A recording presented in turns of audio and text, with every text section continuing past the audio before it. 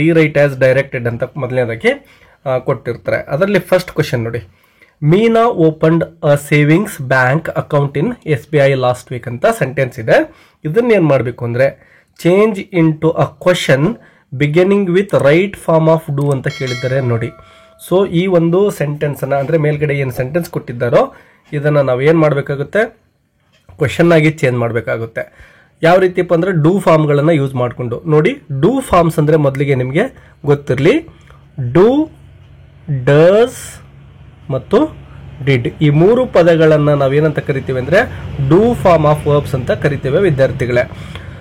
Present ಟೆನ್ಸಲ್ಲಿದ್ದರೆ do ಮತ್ತು ಡಸ್ಗಳನ್ನು ತೆಗೆದುಕೊಂಡು ಕ್ವಶನನ್ನು frame ಮಾಡಬೇಕು. ಅದೇ ರೀತಿ ಪಾಸ್ಟ್ ಟೆನ್ಸಲ್ಲಿ ಸೆಂಟೆನ್ಸ್ ಕೊಟ್ಟಿದ್ರೆ ಡಿಡ್ಡನ್ನು ತೆಗೆದುಕೊಂಡು ನಾವು ಕ್ವಶನನ್ನು ಫ್ರೇಮ್ ಮಾಡ್ತೇವೆ. ಈಗ ಕೊಟ್ಟಿರೋ ಸೆಂಟೆನ್ಸನ್ನು ಗಮನಿಸಿ ವಿದ್ಯಾರ್ಥಿಗಳೇ. ಮೀನಾ ಓಪನ್ಡ್ ಸೇವಿಂಗ್ಸ್ ಬ್ಯಾಂಕ್ ಅಂತ ಇದೆ ಅಲ್ವಾ, ನೋಡಿ ಇಲ್ಲಿ ಓಪನ್ ಅಂತಕ್ಕಂತಹ ಒಂದು ಪದವನ್ನು ಗಮನಿಸಿದರೆ ನಿಮಗೆ ಗೊತ್ತಾಗಬೇಕು. ಈ ಒಂದು ಕ್ರಿಯಾಪದ ಏನಿದೆನೋ ಇದು ಪಾಸ್ಟ್ ಟೆನ್ಸಲ್ಲಿ ಇರತಕ್ಕಂತಹ ಒಂದು ಕ್ರಿಯಾಪದ ಆಗಿದೆ ವಿದ್ಯಾರ್ಥಿಗಳೇ. ಸೊ ನಾವು ಡೂ ಫಾರ್ಮ್ ಆಫ್ ವರ್ಬ್ ಅಂದ ತಕ್ಷಣನೇ ಇಲ್ಲಿ ಡಿಡ್ ಅನ್ನ ತೆಗೆದುಕೊಂಡು ಕ್ವಶನ್ ಅನ್ನ ಫ್ರೇಮ್ ಮಾಡಬೇಕಾಗುತ್ತೆ ವಿದ್ಯಾರ್ಥಿಗಳೇ. ಸೊ ಯಾವ ರೀತಿ ಸ್ಟೆಪ್ ಬೈ ಸ್ಟೆಪ್ ನೀವು ಇದನ್ನ ಸರಿಯಾಗಿ ಕಲಿತುಕೊಳ್ಳಿ. ಮೊದಲನೇದಾಗಿ ನೋಡಿ, ಡಿಡ್ ಅನ್ನೇ ತೆಗೆದುಕೊಳ್ತಾ ಇದ್ದೇವೆ, ಯಾಕೆಂದ್ರೆ ನಾವು ಬಿಗಿನಿಂಗ್ ಅಲ್ಲೇ ಇದನ್ನ ಬಳಸಬೇಕಾಗುತ್ತೆ. ಸೊ ಸ್ಟಾರ್ಟಿಂಗ್ ಡಿಡ್ ಅನ್ನ ಇಲ್ಲಿ ಬರ್ಕೊಳ್ತಾ ಇದ್ದೇನೆ ನೋಡಿ, ಡಿಡ್ ಅಂತ ಆಯ್ತು. ಇದಾದ ತಕ್ಷಣನೇ ನೀವು ಮಾಡಬೇಕಾಗಿರೋದು ಏನಪ್ಪಾ ಅಂದ್ರೆ ಸಬ್ಜೆಕ್ಟ್ ಏನಿರುತ್ತೋ ಇಲ್ಲಿ ಮೀನಾ ಇದೆ ಅಲ್ವಾ, ಅದನ್ನ ಬರೆದುಕೊಳ್ಳಿ. ಡಿಡ್ ಮೀನಾ ಅಂತ ಬರ್ಕೊಂಡಿದ್ದೇನೆ.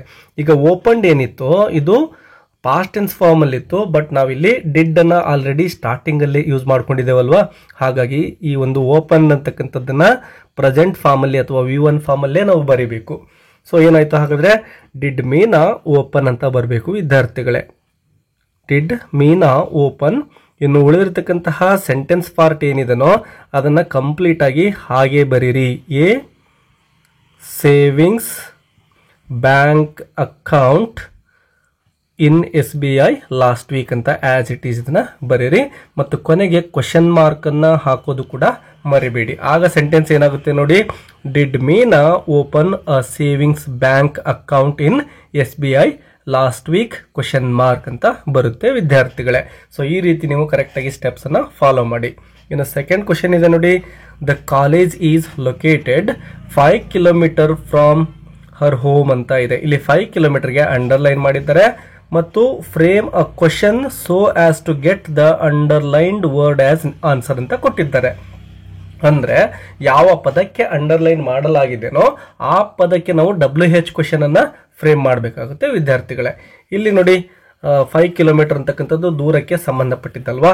ಸೊ ಈ ರೀತಿ ಒಂದು ಡಿಸ್ಟಾನ್ಸ್ಗೆ ಸಂಬಂಧಪಟ್ಟ ಪ್ರಶ್ನೆಯನ್ನು ಕೊಟ್ಟಾಗ ನಾವು ಎಷ್ಟು ಅಂತ ಬಳಸ್ಬೇಕಲ್ವಾ, ಎಷ್ಟು ದೂರ ಅಂತ.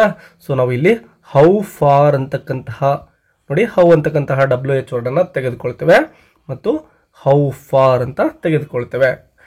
ದೂರ ಆಗಿರೋದ್ರಿಂದ ಫಾರ್ ಅಂತ ಬರುತ್ತೆ. ಮತ್ತೆ ಇದಾದ ತಕ್ಷಣನೇ ಹೆಲ್ಪಿಂಗ್ ವರ್ಬ್ ಅನ್ನ ಬಳಸಬೇಕು. ಇಲ್ಲಿ ಪ್ರೆಸೆಂಟ್ ವರ್ಬ್ ಆಗಿದೆ ನೋಡಿ, ಈಸ್ ಅಂತಕ್ಕಂಥದ್ದು ಪ್ರೆಸೆಂಟ್ ಟೆನ್ಸ್ ಅಲ್ಲಿ ಇದೆ ಅಂತ ಗೊತ್ತಾಗುತ್ತೆ.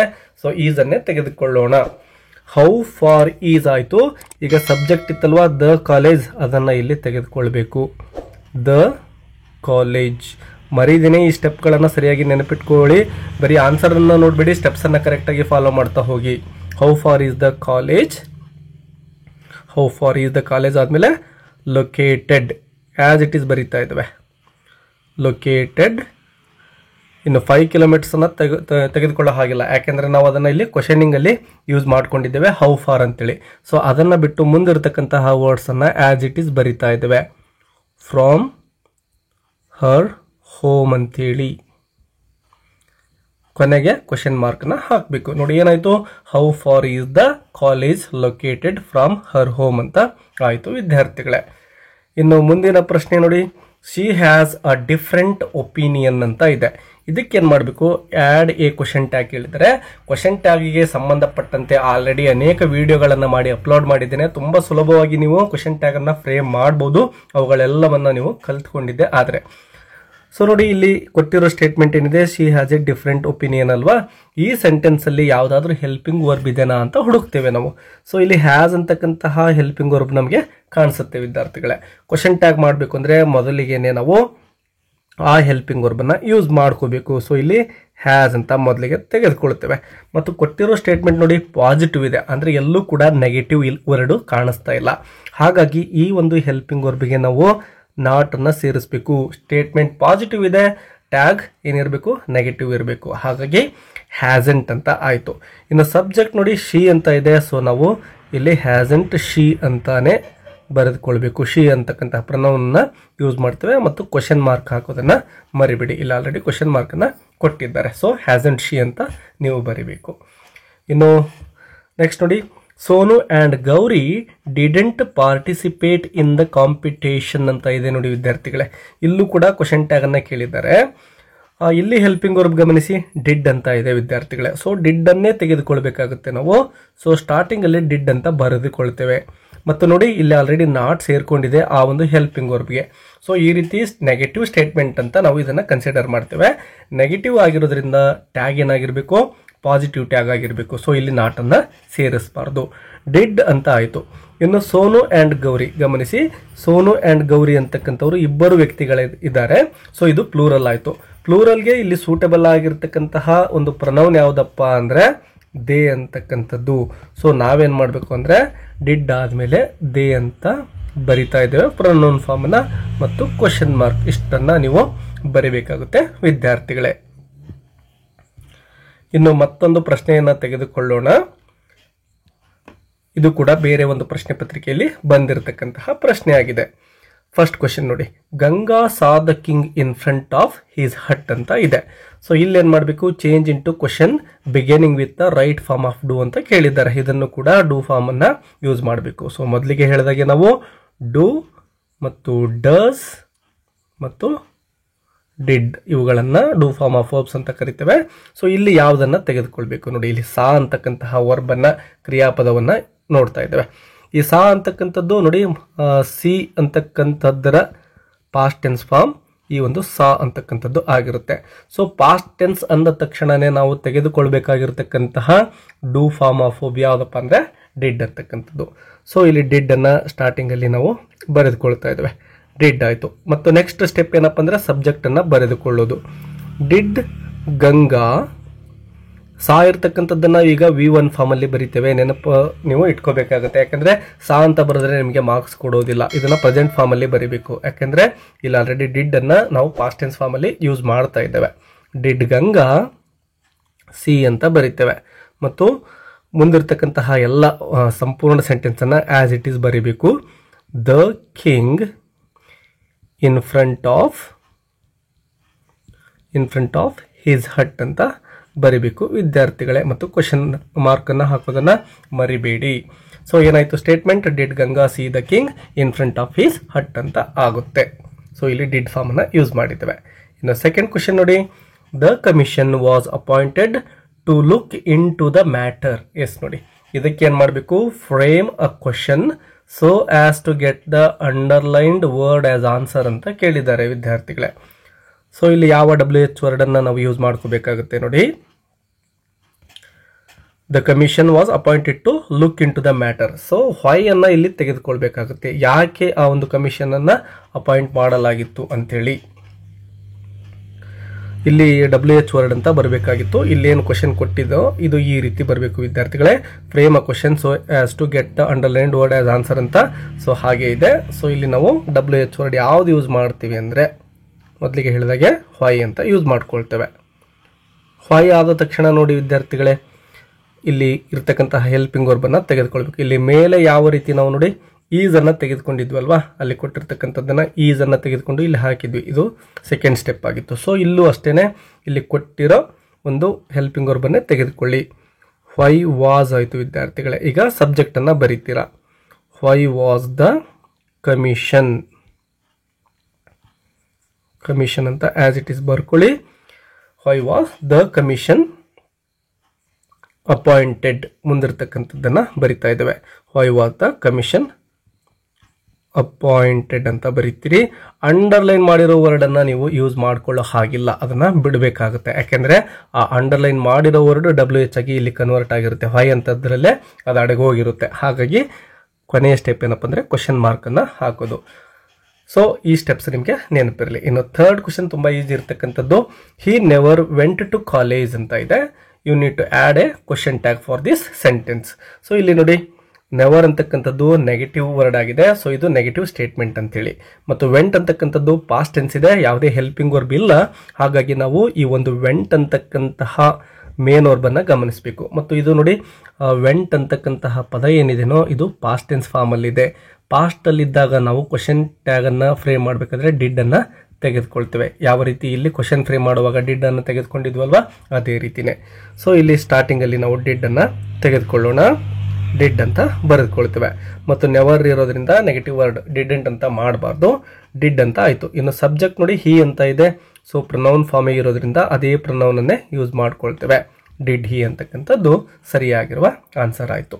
ಇನ್ನು ಫೋರ್ತ್ ಒನ್ ನೋಡಿ, ಮನಿ ಈಸ್ ಅವರ್ ಮ್ಯಾಡ್ನೆಸ್ ಅಂತ ಇದೆ ವಿದ್ಯಾರ್ಥಿಗಳೇ.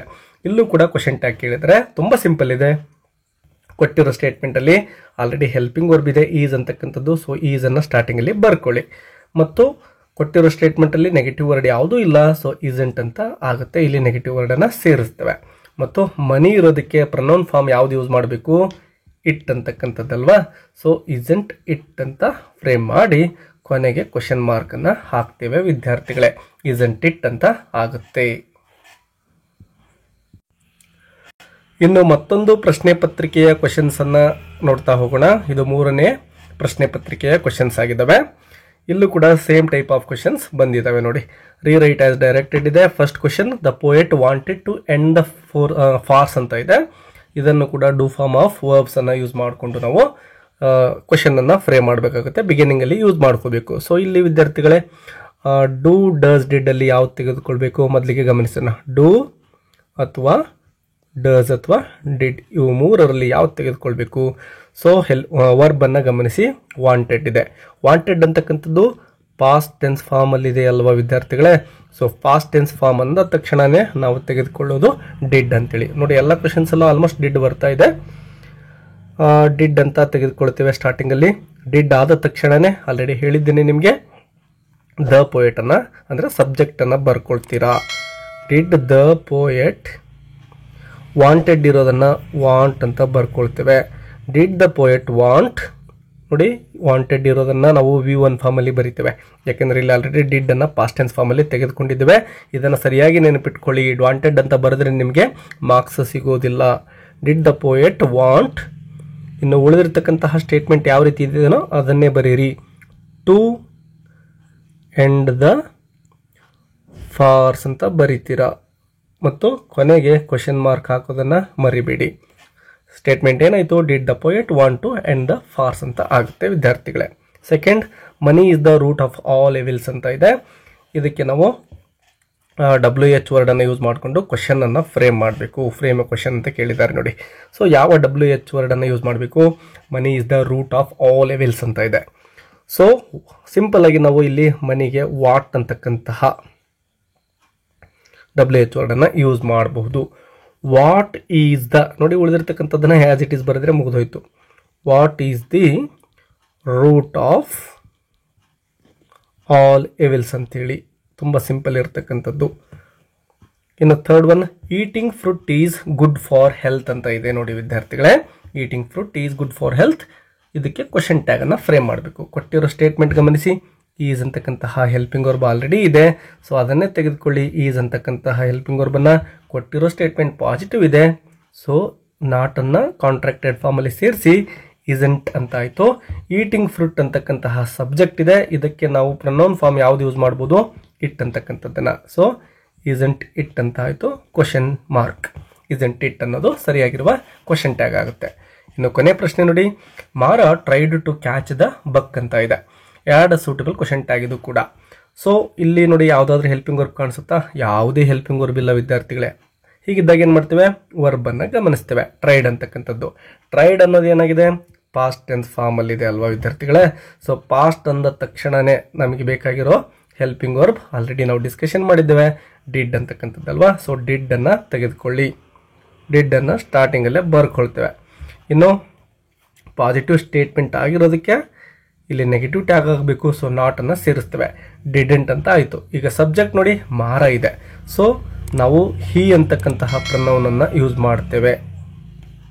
ಡಿಡಂಟ್ ಹಿ ಅಂತಕ್ಕಂಥದ್ದು ಸರಿಯಾಗಿರುವ ಕ್ವಶನ್ ಟ್ಯಾಗ್ ಆಗುತ್ತೆ ವಿದ್ಯಾರ್ಥಿಗಳೇ.